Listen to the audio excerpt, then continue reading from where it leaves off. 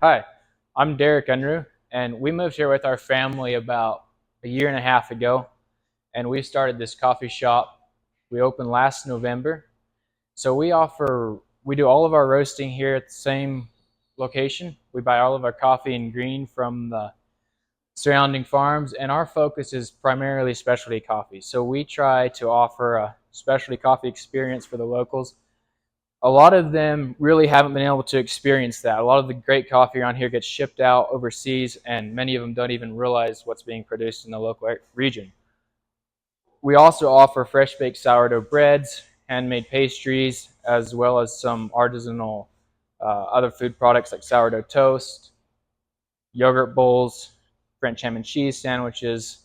So we buy all of our coffee from local coffee farms in green beans, and then we bring it here. We keep our supply out here in the back, and we roast all of our coffee fresh right here with this machine. So it's a batch roasting machine. We can do large quantities of coffee, and as you see here, we actually do custom roasting as well. That's what this right here is for. It's for a local coffee farm.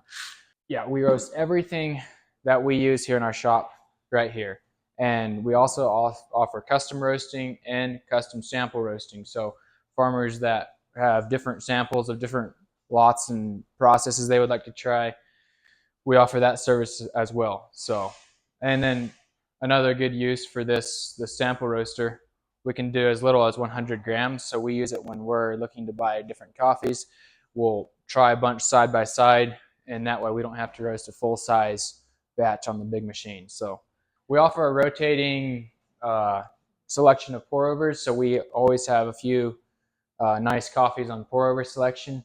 If you're interested in trying different varieties, different processes. Right here we have a Geisha Natural. So yes, we do different roast levels on different coffees. Usually we stick to lighter roasts when it's the coffees which we're trying to express the natural flavors of the coffee. If it's an espresso roast, it can be a little darker for the best espresso results. As you can see on both of our roasting machines, we do profile tracking for consistency. So that's measuring air temperatures, that's measuring bean temperatures, airflow. Those are all things we're watching really closely, trying to achieve a consistent and quality cup. So here you can see our different varieties of coffee that we offer. We have some different geishas, a washed, natural. We have some other interesting varieties, yellow catuai, typica variety, which is a more traditional Panama variety, and then as well as Pacamara and red bourbon. So yeah, we have a lot of variety for those who like to try different coffees, and most of these are available in pour over as well. You can see we have sourdough bread, a few different options here. That's all made right here in the back in the kitchen. So we get a lot of compliments on that. We also like to offer local products, like this is a chai mix that's made in Panama. This is geisha honey produced from one of the coffee farms we buy coffee from. The bees pollinate off the geisha plants. It produces a really sweet and floral honey.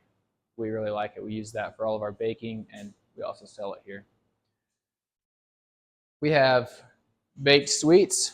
We have cinnamon rolls, pecan rolls, chocolate chip cookies, cream cheese danishes, blueberry and banana muffins, as well as a food menu. Things like sourdough avocado toast, English muffin breakfast sandwiches, and empanadas and calzones as well. Over here, we also feature artisan teas from Copper Kettle. We usually keep a rotating stock in here, so you'll see some different flavors come through here. We offer hot teas as a beverage as well, so you can order a few different options of that if you're wanting to sit down and enjoy a tea. So we first visited the Volcan area about 5 years ago, and we were visiting some friends which had recently moved to this area. We really loved it from the first time we were here. So always wanted to come back, and when it finally worked out to move, we were really enthused about it.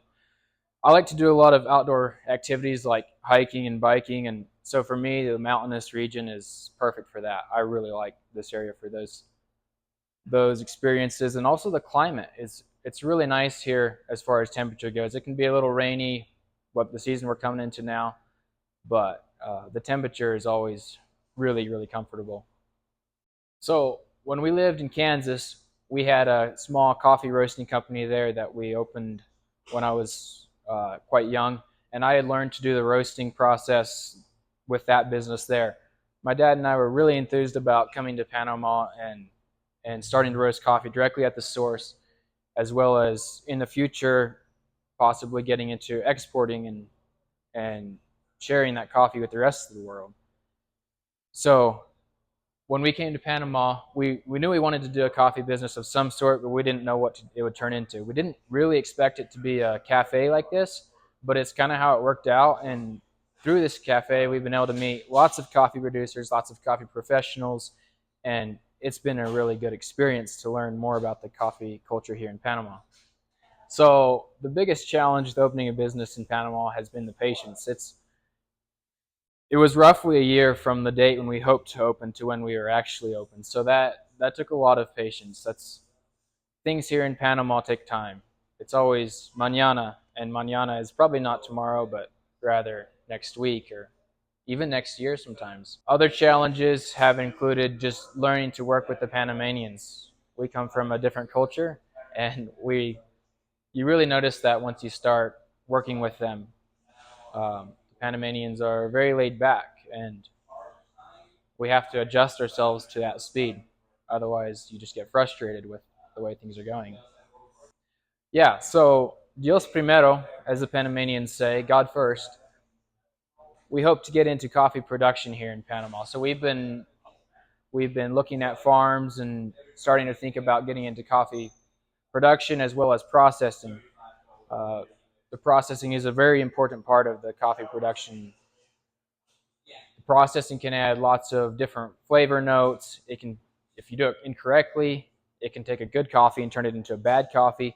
So we've been really enthused about learning about that world of coffee. It's a whole nother part of it. And in the future, we would hope to be more involved with the processing, hopefully for all of the coffee that we serve here in Accendo, and as well as potentially exporting that coffee and sending it across the world.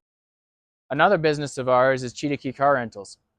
When we first visited Panama, we rented from Panama Car Rentals, and he told us that he got lots of requests for car rentals in the Chiriqui region. So we got really enthused about starting a car rental business when we moved here as well. Our services include delivery to all of Chiriqui and even occasionally all of Panama. But especially in Chiriqui, we offer delivery to Paso Canoas, the border town, David. We get a lot of deliveries to the airport, as well as Boquete and deliveries right here in Volcan. We offer personalized service, upfront pricing, and 24/7 support to our clients. So if you're interested in starting a business in Panama, there's a couple of things that I'd like to tell you. One, like my dad always says, is manage your expectations, because like I said earlier, things take time here in Panama. Patience is huge, and you get lots of practice with it here, but you have to always keep trying. There's always something that you're waiting on, it seems like. Another thing is dedication. Because things take time, you have to stick with it longer than you maybe would have first thought.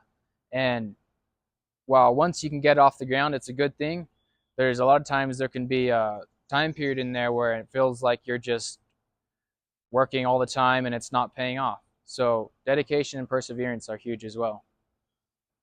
Okay, so this is our budget car. This is our smallest car. There are 5-seater with a bit of luggage space in the back. So you can take a look inside. The front is actually quite roomy. Comfortably fit your adults in the front. We'll go on to the back. The back seat, you can fit up to 3 people. It also can work great for your kids, or if you're just 2 people traveling alone, this is a lot of times the car will offer them. Gives you plenty of luggage space if you're just for 2.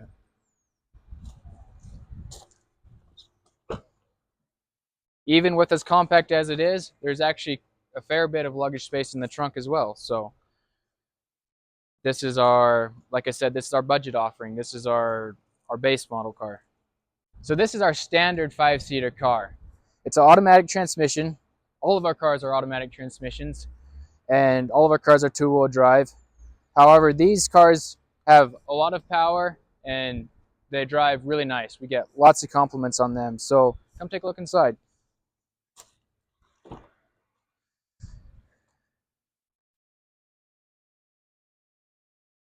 All of our cars are late model and always clean when we deliver them. Back seat as well. This one's a bit roomier. So this one's the one we're gonna offer if you have a family or if you're traveling with lots of luggage.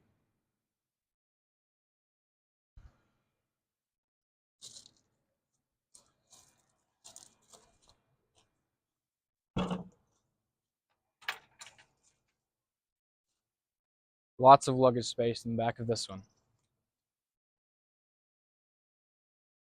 So if you'd like a price quote on a car rental, check out our website. It's chiriquicarrentals.com, and you can enter your dates and pickup locations.